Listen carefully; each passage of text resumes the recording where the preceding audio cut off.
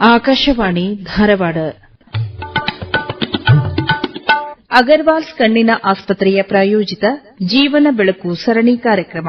ಕಣ್ಣಿನ ಬೆಳಕು ಜೀವದ ಹೊಳಪು, ಕಣ್ಣಿನ ಬೆಳಕು ಜೀವದ ಹೊಳಪು, ನೋಡುವ ಕಾಡುವ ಕಂಗಳು ನಲಿಯಲಿ, ನೋಡುವ ಕಾಡುವ ಕಂಗಳು ನಲಿಯಲಿ, ಕಳಸಲಿ ಪೊರೆ ಕಾರ್ನಿಯದಾದರೆ ವೈದ್ಯರ ಜ್ಞಾನದ ಹೊಳಪಿದೆ. ಟಿವಿ ಮೊಬೈಲ್ ಜಾಲ ತಾಣವೇ ಬರಲಿ, ಕಂಗಳ ಕನಸು ಅಳಿಸದ ಇರಲಿ. ಡಾಕ್ಟರ್ ಅಗರ್ವಾಲ್ಸ್ ಕಣ್ಣಿನ ಆಸ್ಪತ್ರೆಯ ಪ್ರಾಯೋಜಿತ ಜೀವನ ಬೆಳಕು ಸರಣಿ ಕಾರ್ಯಕ್ರಮದಲ್ಲಿ ಈಗ ಕೇಳಿ ಡಯಾಬಿಟಿಕ್ ರೆಟಿನೋಪತಿಯ ಲಕ್ಷಣಗಳು, ಚಿಕಿತ್ಸೆ ಮತ್ತು ಪರಿಹಾರ.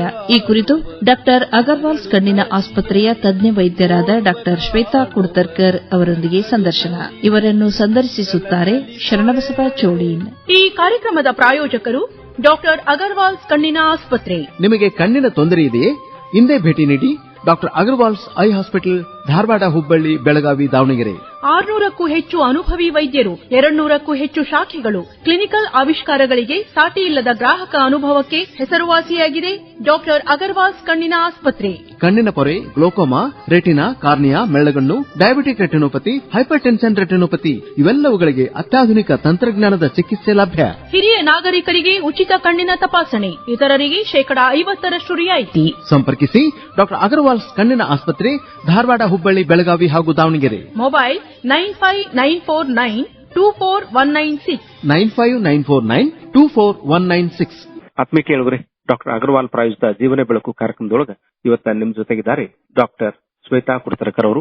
ನಿಮ್ಮೆಲ್ಲರ ಪರವಾಗಿ ಅವ್ರನ್ನ ಸ್ವಾಗತ ಮಾಡ್ತಾ ಇದ್ದೇವೆ. ನಮಸ್ಕಾರ ಡಾಕ್ಟರ್ ಶ್ವೇತಾ ಅವರೇ, ಸ್ವಾಗತ ಸುಸ್ವಾಗತ. ನಮಸ್ಕಾರ, ಥ್ಯಾಂಕ್ ಯು, ಧನ್ಯವಾದಗಳು. ಡಾಕ್ಟರ್ ಶ್ವೇತಾ ಅವರೇ, ಈ ಡಯಾಬಿಟಿಕ್ ರೆಟಿನೋಪತಿ ಬರ್ಲಿಕ್ಕೆ ಕಾರಣಗಳು ಏನೇನು ಪಟ್ಟಿ ಮಾಡಬಹುದಾ? ಡಾಕ್ಟರ್ ಶ್ವೇತಾ ಕುಡ್ತರ್ಕರ್ ಅವರೇ, ಯಾರಿಗೆ ಇದು ಡಯಾಬಿಟಿಕ್ ರೆಟಿನೋಪತಿ ಆಗಬಹುದು? ಬಹಳ ವರ್ಷಗಳಿಂದ ಅವರಿಗೆ ಸಕ್ಕರೆ ರೋಗ ಇತ್ತು, ಅವ್ರಿಗೆ ಯಾವತ್ತೂ ಚೆಕ್ ಮಾಡಿಸಿಲ್ಲ ಅಂದ್ರೆ ಅವ್ರು ಫಸ್ಟ್ ಚೆಕ್ ಮಾಡಿಸ್ಬೇಕು. ದೃಷ್ಟಿ ಒಳ್ಳೇದಿದ್ರೆ ಚೆಕ್ ಮಾಡಿಸ್ಬೇಕು, ಯಾಕಂದ್ರೆ ಅವರಿಗೆ ಡಯಾಬಿಟಿಕ್ ರೆಟಿನೋಪತಿ ಆಗೋ ಚಾನ್ಸಸ್ ಜಾಸ್ತಿ. ಇನ್ನೊಬ್ರು ಯಾರಂದ್ರೆ ಯಾರ್ದು ಶುಗರ್ ಕಂಟ್ರೋಲ್ ಇಲ್ವೇ ಇಲ್ಲ, ಸಕ್ಕರೆ ಕಂಟ್ರೋಲ್ ಅವ್ರು ಚೆಕ್ ಮಾಡಿಲ್ಲ, ಮೇಲು ಕೆಳಗಡೆ ಆಗ್ತಾ ಇರುತ್ತೆ, ಮತ್ತೆ ಡಿಫ್ರೆನ್ಸ್ ಆಗ್ತಾ ಇರುತ್ತೆ. ಮತ್ತೆ ಯಾರಿಗೆ ಹೈ ಬ್ಲಡ್ ಪ್ರೆಷರ್ ಇದೆ, ಹೈ ಕೊಲೆಸ್ಟ್ರಾಲ್ ಇದೆ, ಅವರಿಗೆ ಎಲ್ಲರಿಗೂ ಇದು ರಕ್ತನಾಳಗಳಿಗೆ ಡ್ಯಾಮೇಜ್ ಆಗೋ ಚಾನ್ಸಸ್ ಜಾಸ್ತಿ.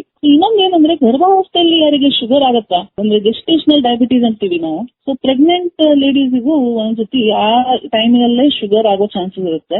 ಆವಾಗ ಶುಗರ್ ಬಹಳ ಜಾಸ್ತಿ ಆಯ್ತು, ಸಡನ್ ಆಗಿ ಶುಗರ್ ಔಟ್ ಆಫ್ ಕಂಟ್ರೋಲ್ ಆಯ್ತು ಅಂದ್ರೆ ಅವರಿಗೂ ಡಯಾಬಿಟಿಕ್ ರೆಟಿನೋಪತಿ ಚೇಂಜಸ್ ಆಗೋ ಚಾನ್ಸ್ ಇರುತ್ತೆ. ಕಾರಣ ಏನಂದ್ರೆ ಇದು ಶುಗರ್ ಜಾಸ್ತಿ ಇದ್ದಾಗ ಬ್ಲಡ್ ರಕ್ತನಾಳಗಳಿಂದ ಏನಾಗುತ್ತೆ ಅಂದ್ರೆ ಫ್ಲೂಯಿಡ್ ಲೀಕ್ ಆಗುತ್ತೆ, ಸೋರ್ತಾ ಇರುತ್ತದೆ. ಅದೆಲ್ಲ ಏನ್ ಲೀಕ್ ಫ್ಲೂಯಿಡ್ ಇದೆ ಅದೆಲ್ಲ ನಮ್ಮ ರೆಟಿನಾ ಅಕ್ಷಿಪಟಲದಲ್ಲಿ ಹೋಗ್ತಾ ಇರುತ್ತೆ.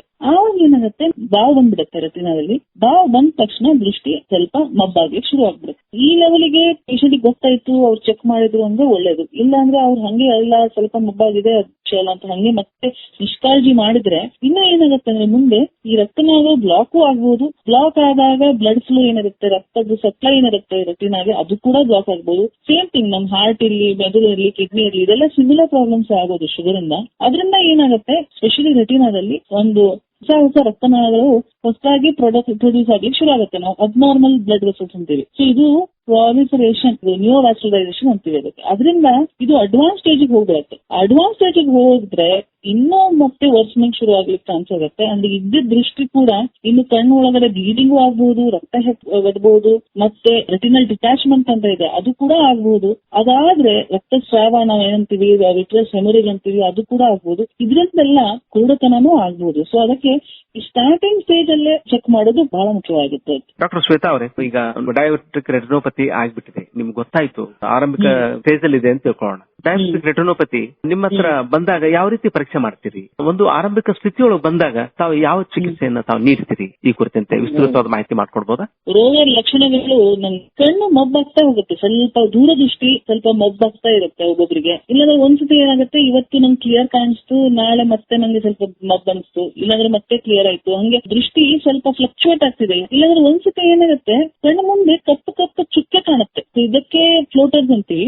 ಇನ್ನೊಂದು ಏನಂದ್ರೆ ರಾತ್ರಿ ಟೈಮ್ ಅಲ್ಲಿ ಅವ್ರ ದೃಷ್ಟಿ ಮತ್ತೆ ಕಡಿಮೆ ಅನ್ಸುತ್ತೆ, ಅಂದ್ರೆ ನೈಟ್ ವಿಷನ್ ಕೂಡ ಸ್ವಲ್ಪ ಕಡಿಮೆ ಆಗುತ್ತೆ. ಯಾಕಂದ್ರೆ ಡಯಾಬಿಟಿಕ್ ರೆಟಿನೋಪತಿಯಲ್ಲಿ ಏನಾಗುತ್ತೆ ಅಂದ್ರೆ ಲೈಟ್ ಸೆನ್ಸಿಟಿವಿಟಿ ಕಡಿಮೆ ಆಗುತ್ತೆ. ಸೊ ಲೈಟ್ ಸೆನ್ಸಿಟಿವಿಟಿ ಕಡಿಮೆ ಆದಾಗ ಏನಾಗುತ್ತೆ, ರಾತ್ರಿ ಹೊತ್ತಿನಲ್ಲಿ ಅವರಿಗೆ ಕ್ಲಿಯರ್ ಆಗಿ ಕಾಣಿಸೋದಿಲ್ಲ. ಸೊ ಸಡನ್ ಆಗಿ ಅವ್ರು ಬರ್ತಾರೆ, ನಂಗೆ ರಾತ್ರಿ ಹೊತ್ತಿನಲ್ಲಿ ಸ್ವಲ್ಪ ದೃಷ್ಟಿ ಮಬ್ಬನ್ಸ್ತಾ ಇದೆ, ಡೇ ಟೈಮ್ ಚೆನ್ನಾಗಿರುತ್ತೆ ನನ್ನ ದೃಷ್ಟಿ. ಇದೆಲ್ಲ ರೋಗ ಲಕ್ಷಣಗಳು ಅವರಿಗೆ ಕಂಡು ಬರ್ಬೋದು. ಇನ್ನೊಂದೇನಂದ್ರೆ ಬಣ್ಣಗಳನ್ನ ವ್ಯತ್ಯಾಸ ಮಾಡ್ಲಿಕ್ಕೆ ಅವರಿಗೆ ಸ್ವಲ್ಪ ತೊಂದರೆ ಆಗ್ಬಹುದು. ಇದೆಲ್ಲ ಅವರಿಗೆ ರೋಗ ಲಕ್ಷಣಗಳು ಅವರಿಗೆ ಸ್ವಲ್ಪ ಅಬ್ಸರ್ವ್ ಮಾಡಬಹುದು. ಇದೆಲ್ಲ ಆದಾಗ ಆಸ್ ಸೂನ್ ಆಸ್ ಪಾಸಿಬಲ್ ಕಣ್ಣಿನ ಡಾಕ್ಟರ್ ಕಡೆ ಬರ್ಬೇಕಾಗುತ್ತೆ. ಯಾವುದೇ ಕಣ್ಣಿನ ಡಾಕ್ಟರ್ ಇರ್ಲಿ, ನಮ್ಮಲ್ಲಿ ನಾವು ಏನ್ ಪ್ರೋಟೋಕಾಲ್ ಫಾಲೋ ಮಾಡ್ತೀವಿ ಅಂದ್ರೆ ಫಸ್ಟ್ ಬಂದಾಗ ಅವ್ರ ದೃಷ್ಟಿಯನ್ನ ನಾವು ಚೆಕ್ ಮಾಡ್ತೀವಿ. ಅಂದ್ರೆ ವಿಷನ್, ದೂರ ದೃಷ್ಟಿ ಎಷ್ಟಿದೆ, ಹತ್ತಿರ ದೃಷ್ಟಿ ಎಷ್ಟಿದೆ, ಅದನ್ನ ನಾವು ಚೆಕ್ ಮಾಡ್ತೀವಿ. ಕಣ್ಣಿನ ಮುಂದಿನ ಭಾಗವನ್ನು ಕರೆಕ್ಟ್ ಆಗಿ ಬಹಳ ಡೀಟೇಲ್ ಆಗಿ ನೋಡ್ತೀವಿ. ನಮ್ದು ಸ್ಲಿಟ್ ಲ್ಯಾಂಪ್ ಎಕ್ಸಾಮಿನೇಷನ್ ಅಂತೀವಿ, ಅದು ಒಂಥರ ಮೈಕ್ರೋಸ್ಕೋಪ್. ಅದರಲ್ಲಿ ನಮ್ ಕಣ್ಣಿನ ಎಲ್ಲಾ ಭಾಗಗಳನ್ನು ಕ್ಲಿಯರ್ ಆಗಿ ಚೆಕ್ ಮಾಡ್ತೀವಿ. ಅದ್ ನೋಡಾದ್ಮೇಲೆ ಏನ್ ಮಾಡ್ತೀವಿ ಅಂದ್ರೆ ಕಣ್ಣಿನ ಪ್ರೆಷರ್ ಕೂಡ, ಅಂದ್ರೆ ಕಣ್ಣಿನ ಒತ್ತಡನ ನಾವು ಮತ್ತೆ ಚೆಕ್ ಮಾಡ್ತೀವಿ. ಯಾಕಂದ್ರೆ ಸ್ಪೆಷಲಿ ಡಯಾಬಿಟಿಕ್ ರೆಟಿನೋಪತಿ ಸಿವಿಯರ್ ಇದ್ದವರಿಗೆ ಒಂದೊಂದ್ಸತಿ ಏನಾಗುತ್ತೆ ಕಣ್ಣಿನ ಒತ್ತಡ ಕೂಡ ಜಾಸ್ತಿ ಆಗಿರುತ್ತೆ. ಸೊ ಅದು ಕೂಡ ನಾವು ಒಂದು ಚೆಕ್ ಮಾಡ್ತೀವಿ. ಅದು ಚೆಕ್ ಮಾಡಾದ್ಮೇಲೆ ಕಣ್ಣಲ್ಲಿ ಒಂದು ಡ್ರಾಪ್ ಹಾಕ್ತೀವಿ.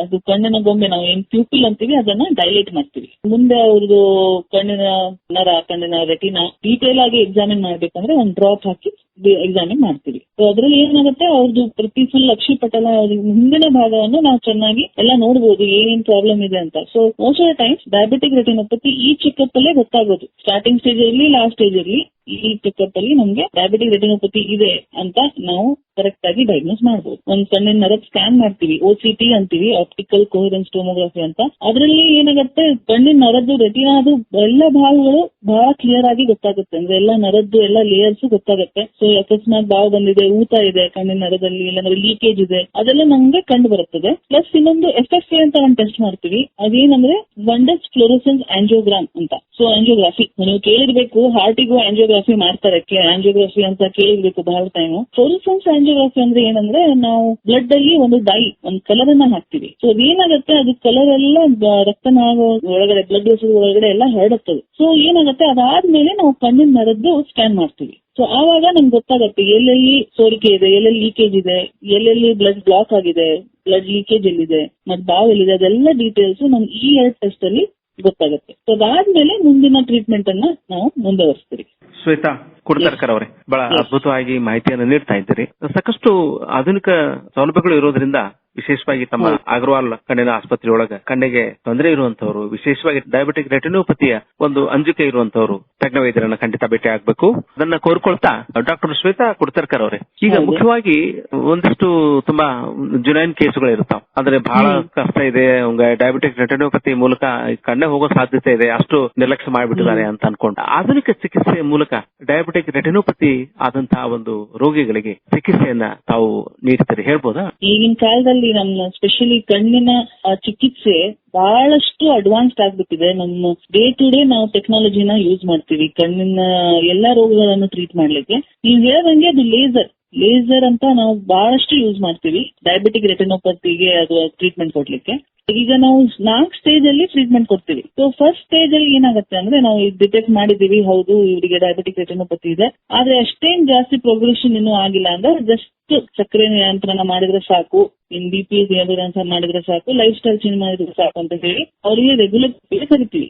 ಆದ್ರೆ ಅವ್ರಿಗೆ ಇನ್ನೂ ಅದು ಆಲ್ರೆಡಿ ಅವ್ರಿಗೆ ಡಯಾಬಿಟಿಕ್ ರೆಟಿನೋಪತಿ ಆಗಿದೆ, ಅದೆಲ್ಲ ಬ್ಲಡ್ ಕ್ಲಾಟ್ಸ್ ಆಗಿದೆ, ಮತ್ತೆ ರಕ್ತಸ್ರಾವ ಆಗಿದೆ, ಅದಕ್ಕೆ ನಾವು ಈಗಲೇ ಕಂಟ್ರೋಲ್ ಮಾಡಬೇಕು ಅಂತ ನಾವು ಲೇಸರ್ ಟ್ರೀಟ್ಮೆಂಟ್ ಅನ್ನ ಕೊಡ್ತೀವಿ. ಅದಕ್ಕೆ ನಾವು ಫೋಟೋ ಕೋಗುಲೇಷನ್ ಅಂತೀವಿ. ಸೊ ಎಲ್ಲ ರೆಟಿನಾಗೆ ಲೇಸರ್ ಕೊಟ್ಟು ನಾವ್ ಏನ್ ಮಾಡ್ತೀವಿ ಅಂದ್ರೆ ಎಲ್ಲೆಲ್ಲ ಲೀಕಿಂಗ್ ಬ್ಲಡ್ ವೆಸಲ್ಸ್ ಇದಾವ, ಲೀಕಿಂಗ್ ರಕ್ತನಾಳಗಳಿದಾವ, ಅಲ್ಲೆಲ್ಲ ನಾವು ಸೀಲ್ ಮಾಡ್ತೀವಿ ಲೇಸರ್ ಯೂಸ್ ಮಾಡಿ. ಸೊ ಏನಾಗುತ್ತೆ, ಅಲ್ಲೆಲ್ಲ ಎಲ್ಲೆಲ್ಲಿ ಲೀಕೇಜ್ ಇದೆ ಅದೆಲ್ಲ ಸೀಲ್ ಆಗಿಬಿಡುತ್ತೆ. ಪ್ಲಸ್ ಲೀಕ್ ಆಗುವಾಗ ಮತ್ತೆ ರಕ್ತದ ಸಪ್ಲೈ ಸರಿ ಆಗಿಲ್ಲ ಅಂದಾಗ ಹೊಸ ರಕ್ತನಾಳಗಳನ್ನು ತಯಾರು ಮಾಡ್ತಾ ಇರುತ್ತೆ, ಅದೆಲ್ಲ ಅಬ್ನಾರ್ಮಲ್ ಇರ್ತವೆ, ಬಹಳ ಲೀಕಿ ಮತ್ತೆ ಬಹಳ ಡ್ಯಾಮೇಜ್ ಟೈಪ್ ಇರುತ್ತದೆ. ಅದರಿಂದ ಮತ್ತೆ ಬೇರೆ ಪ್ರಾಬ್ಲಮ್ ಶುರು ಆಗುತ್ತೆ ಡಯಾಬಿಟಿಕ್ ರೆಟಿನೋಪತಿಯಲ್ಲಿ. ಅದು ಈಗ ಕರೆಕ್ಟ್ ಟೈಮ್ ಅಲ್ಲಿ ನಾವು ಲೇಸರ್ ಮಾಡಿದ್ರೆ ಹೊಸದಾಗಿ ಏನ್ ಬೆಳೆದ ಅಬ್ನಾರ್ಮಲ್ ಬ್ಲಡ್ ವೆಸಲ್ಸ್ ಅನ್ನು ನಾವು ಕಂಟ್ರೋಲ್ ಮಾಡಬಹುದು. ಸೊ ಇದನ್ನ ಸೀಲ್ ಮಾಡುತ್ತೆ, ಎಲ್ಲೆಲ್ಲಿ ಬ್ಲೀಡಿಂಗ್ ಎಲ್ಲೆಲ್ಲಿ ಲೀಕೇಜ್ ಇದೆ ಅದೆಲ್ಲ ಸೀಲ್ ಮಾಡ್ಲಿಕ್ಕೆ ನಾವು ಲೇಸರ್ ಯೂಸ್ ಮಾಡ್ತೀವಿ. ಅದ್ರಲ್ಲಿ ಬಹಳ ತರ ಇದಾವೆ. ಫೋಕಲ್ ಲೇಸರ್ ಅಂತೀವಿ, ERP ಲೇಸರ್ ಅಂತೀವಿ. ಸೊ ಅವ್ರ ಕಣ್ಣಿಗೆ ಯಾವ ತರದ ಲೇಸರ್ ಬೇಕೋ ಆ ತರದ ಲೇಸರ್ ಕೊಡ್ಲಿಕ್ಕೆ ಆಗುತ್ತೆ. ಸೊ ಕಣ್ಣಿನ ನರದಲ್ಲಿ ಬಾವು ಬಂದ್ರು ಕೂಡ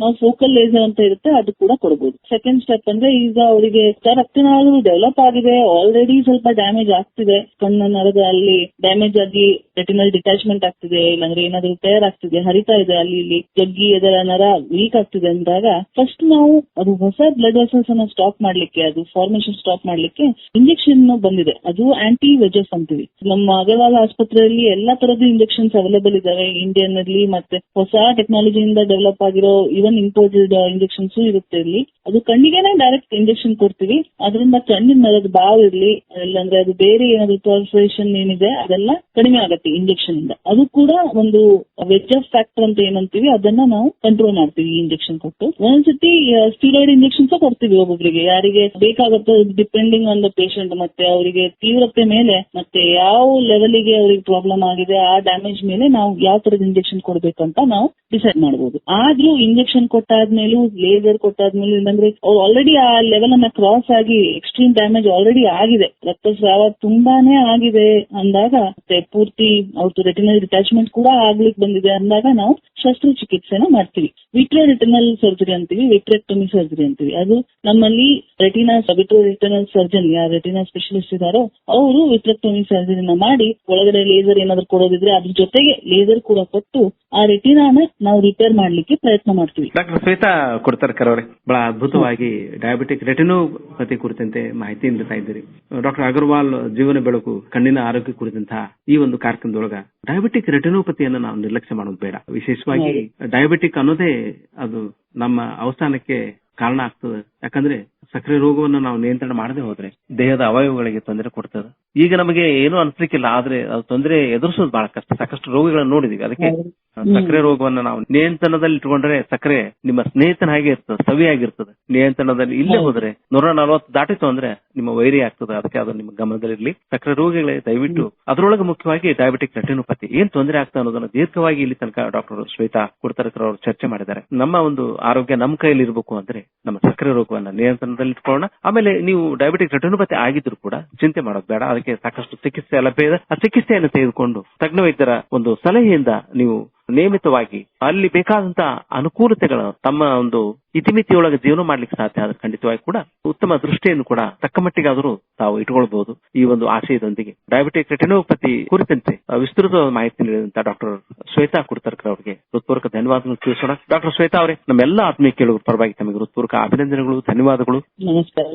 ಕಣ್ಣಿನ ಬೆಳಕು ಜೀವದ ಹೊಳಪು, ಕಣ್ಣಿನ ಬೆಳಕು ಜೀವದ ಹೊಳಪು, ನೋಡುವ ಕಾಡುವ ಕಂಗಳು ನಲಿಯಲಿ, ನೋಡುವ ಕಾಡುವ ಕಂಗಳು ನಲಿಯಲಿ, ಕಳಸಲಿ ಪೊರೆ ಕಾರ್ನಿಯದಾದರೆ ವೈದ್ಯರ ಜ್ಞಾನದ ಹೊಳಪಿದೆ. ಟಿವಿ ಮೊಬೈಲ್ ಜಾಲ ತಾಣವೇ ಬರಲಿ, ಕಂಗಳ ಕನಸು ಅಳಿಸದೇ ಇರಲಿ.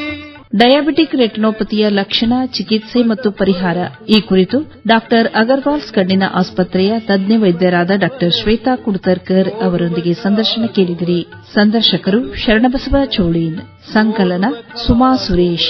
ಈ ಕಾರ್ಯಕ್ರಮದ ಪ್ರಾಯೋಜಕರು ಡಾಕ್ಟರ್ ಅಗರ್ವಾಲ್ಸ್ ಕಣ್ಣಿನ ಆಸ್ಪತ್ರೆ. ನಿಮಗೆ ಕಣ್ಣಿನ ತೊಂದರೆ ಇದೆಯೇ? ಇಂದೇ ಭೇಟಿ ನೀಡಿ doctor Agarwals eye hospital, Dharwad, Hubballi, Belagavi, Davanagere. 600ಕ್ಕೂ ಹೆಚ್ಚು ಅನುಭವಿ ವೈದ್ಯರು, 200ಕ್ಕೂ ಹೆಚ್ಚು ಶಾಖೆಗಳು, ಕ್ಲಿನಿಕಲ್ ಆವಿಷ್ಕಾರಗಳಿಗೆ ಸಾಟಿ ಇಲ್ಲದ ಗ್ರಾಹಕ ಅನುಭವಕ್ಕೆ ಹೆಸರುವಾಸಿಯಾಗಿದೆ ಡಾಕ್ಟರ್ ಅಗರ್ವಾಲ್ಸ್ ಕಣ್ಣಿನ ಆಸ್ಪತ್ರೆ. ಕಣ್ಣಿನ ಪೊರೆ, ಗ್ಲೋಕೋಮಾ, ರೆಟಿನಾ, ಕಾರ್ನಿಯಾ, ಮೆಳ್ಳಗಣ್ಣು, diabetic retinopathy, hypertension retinopathy ಇವೆಲ್ಲವುಗಳಿಗೆ ಅತ್ಯಾಧುನಿಕ ತಂತ್ರಜ್ಞಾನದ ಚಿಕಿತ್ಸೆ ಲಭ್ಯ.